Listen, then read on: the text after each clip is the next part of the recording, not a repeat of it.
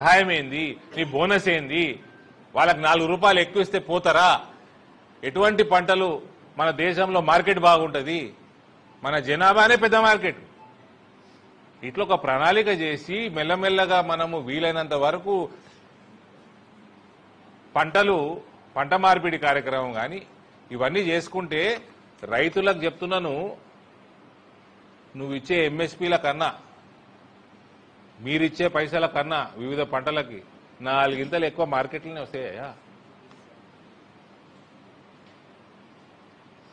ఒక విధానం లేదు, ఒక ఇండస్ట్రియల్ పాలసీ లేదు.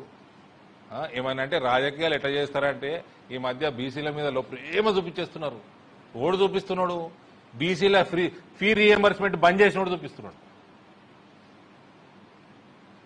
బీసీల fee reimbursement, SC fee reimbursement, ST fee reimbursement బంద్ చేసిన వాళ్ళు ఇవాళ వెనుకబడిన తరగతుల కోసం, దళితుల కోసం, ఆదివాసీల కోసం, ట్రైబల్స్ కోసం కొట్లాడుతున్నాము అని డ్రామా చేస్తున్నారు. ఫీ రీఎంబర్స్మెంట్ బంద్ చేసిన పాపం కూడా గదముక్కుంది కాదా? గదముక్కొని ప్రభుత్వం కాదా? ఆడొచ్చి అలా బీసీల గురించి మాట్లాడితే చెప్పు తీసుకొని కొట్టాలనా లేదా? ఈ ప్రభుత్వం వచ్చి మళ్ళా దాన్ని రివైవ్ చేసిందా? వీళ్ళు బీసీల గురించి మాట్లాడుతున్నారు. రాజకీయం చేసుడు తప్ప, ఓటు బ్యాంకుల కోసం తప్ప. ముస్లింలకు కూడా ఇదే పంచాయతీ. ముస్లింలకు ఏదో ఎలగబెట్టిరని ఏం లేదు. ఇల్లు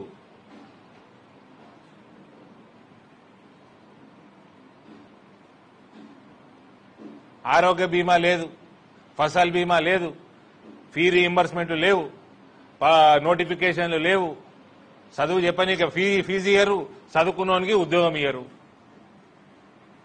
ఆడు పాపాలు చేసిపోయిండు, ఆడు ప్రాజెక్టులు ముంచేసి నాశనం చేసి 1,00,000 కోట్ల రూపాయలు కాళేశ్వరంలో సముద్రంలో ముంచేసి కూలిపోతున్నాయి ప్రాజెక్టులు.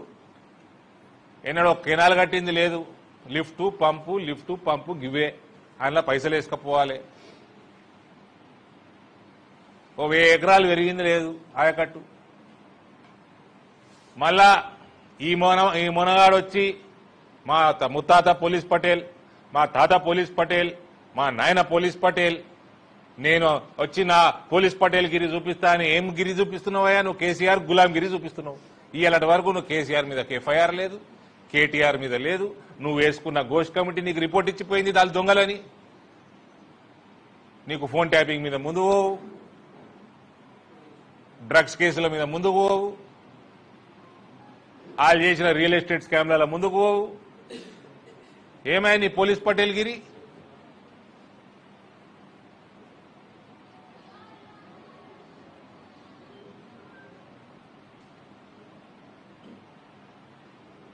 ఈ కారు ఆ కారు బేకార్ అయిపోయింది.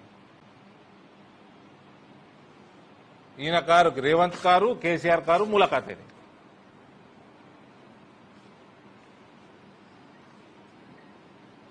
పౌరుషం లేకుండా పోయింది ఆయనకి. ఈయన తీసుకపోయి బొక్కలేసిండు. ఆయన పిల్లల జైలు వేసిండా? ఇంతే ఉంటాడు కదా ఈయన.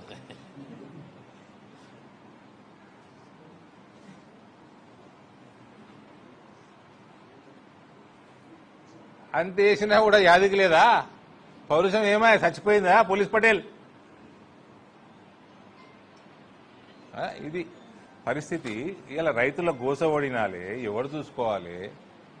మొత్తం కేంద్రం 1 కోటి టన్నులు ప్రతి సంవత్సరం ప్రొక్యూర్ చేయంగా మీరు ప్రొక్యూర్మెంట్ టైంలీ చేసుకోకపోవడము, గని బ్యాచ్ చేసుకోకపోవడము, ట్రాన్స్పోర్ట్ సరిగ్గా పెట్టుకోకపోవడము, లేబర్ అరేంజ్మెంట్లు చేయకపోవడము, అది ఒక ధాన్యాలు తడిసిపోడేంది, ప్రతి సంవత్సరం ప్రతి పంట ఇదే పంచాయతీ ఏంది?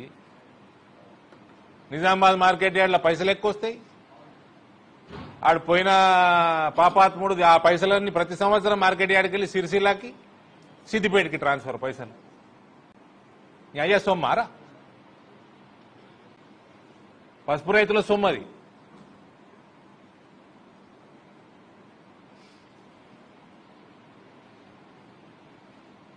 అన్ని విధానాలు నాశనం చేసిపోయిండు కేసీఆర్. వీళ్ళు వచ్చి పీకుతున్నది ఏం లేదు. ఏడ పైసలు వస్తాయి, ఇలా ఆఫీసర్లు ఆఫీసర్లు పైసలకు ఎగబడ్డారు, పొలిటీషియన్లు పైసలకు ఎగబడ్డారు, అరే ఎవడన్నా విధి విధానాల మీద ఎవడన్నా రివ్యూలు చేస్తుండా, ఎవడన్నా కొత్త విధానాలు చేస్తున్నాడా?